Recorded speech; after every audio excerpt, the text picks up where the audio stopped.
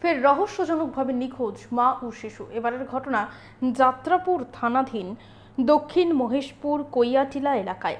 সুমন রুদ্রপালের স্ত্রী উষা পাল এবং তাদের সন্তান নিখোঁজ। অভিযোগ, গত দুদিন আগে কাউকে কিছু না জানিয়ে তার 7 বছরের শিশুকে নিয়ে বাড়ি থেকে বের হয়ে যান মহিলা। জানা গেছে, মহিলার স্বামী কর্মসূত্রে বহিরাজ্যে থাকেন। বিষয়টি পুলিশকে জানানো হয়েছে, কিন্তু এখনও তার সন্ধান পাওয়া যায়নি। মেয়ে ও নাতনিকে খুঁজে পেতে সকলের কাছে সাহায্যের আবেদন জানিয়েছেন বধূর বাবা। আমরা শুনবো ঠিক কি জানাচ্ছেন তারা।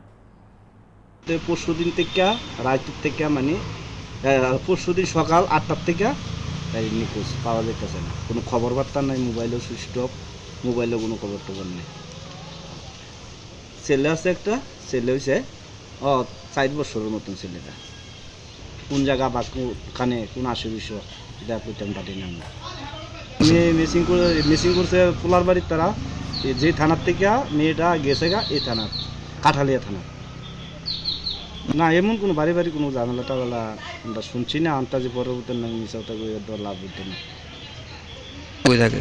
বোম্বাই থাকে। বিয়ে হয়েছে যে আজ হয়ে গেছে 6 বছর।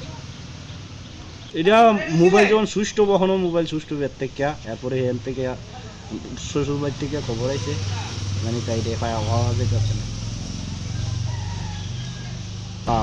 যে আমরা খোঁজাখুঁজি করতেছি, আমরা তো আর ইয়েতেছি না।